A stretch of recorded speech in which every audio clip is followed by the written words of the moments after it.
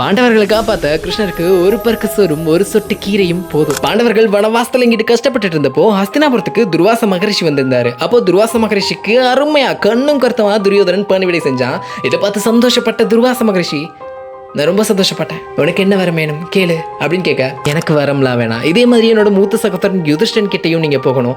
அவனோட மனைவி திரௌபதி அவங்க எல்லாம் சாப்பிட்டதுக்கு அப்புறமேட்டு திருப்தி அடைஞ்சதுக்கு அப்புறம் நீங்க அங்க போனீங்க அப்படின்னா அவனும் உங்களுக்கு பணிவிடை பண்ணுவான். அதை பார்த்து நீங்க அவனுக்கு அருள் கொடுங்க, இதை பார்த்து நான் சந்தோஷப்பட்டுக்கிறேன், போதும் எனக்கு அப்படின்னு ரொம்ப நல்லவ மாதிரி பேசினான்.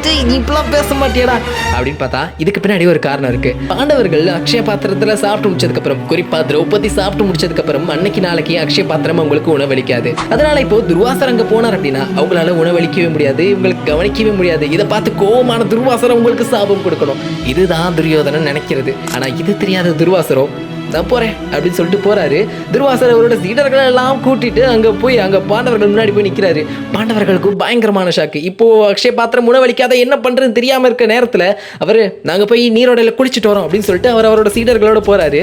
என்ன பண்றதுனே தெரியாத திரௌபதி கிருஷ்ணா அப்படின்னு சொல்லி கிருஷ்ணரை வணங்க, கிருஷ்ணர் இப்போ அங்க வராரு. வந்துட்டு எனக்கு ரொம்ப பசிக்குது, சாப்பாடு கொண்டு வா அப்படின்னு சொல்றாரு. திரௌபதியோ, கிருஷ்ணா ஏற்கனவே துர்வாசருக்கு உணவளிக்க முடியல அப்படின்னு சொல்லி தான் நான் ஒன்ன உதவி கேட்டேன், இப்போ நீயும் உணவு கேட்டா நான் எங்க போறேன், என்னென்ன சோதிக்கிறியா அப்படின்னு கேட்க, நீ விளையாண்டதெல்லாம் போதும், அந்த அக்ஷய பாத்திரத்தை கொண்டு வா நான் பாத்துக்கிறேன் அப்படின்னு சொல்ல அக்ஷய பாத்திரத்தை இவங்க எடுத்துட்டு வராங்க. அதுல ஒரு பருக்கு சோறும் ஒரு சொட்டு கீரையும் ஒட்டி இருந்துச்சு, மீதி இருந்துச்சு.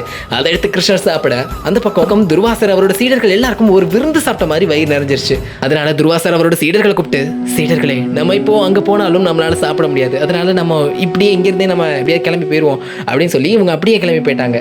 ரொம்ப நேரமாகியும் இவங்களை ஆளை காணோம் அப்படின்னு வெயிட் பண்ண பாண்டவர்கள், சரி அப்போ வரலாம் சந்தோஷம் தான் அப்படின்னு சொல்லி சந்தோஷமாயிட்டாங்க. ரொம்ப நேரத்துக்குலாம் இல்லை. அதுக்கடுத்து உங்களுக்கு பிரச்சனையா ஒருத்தவர் தான், அதை கீழே ஃபுல் எபிசோட்ல போய் பாருங்க.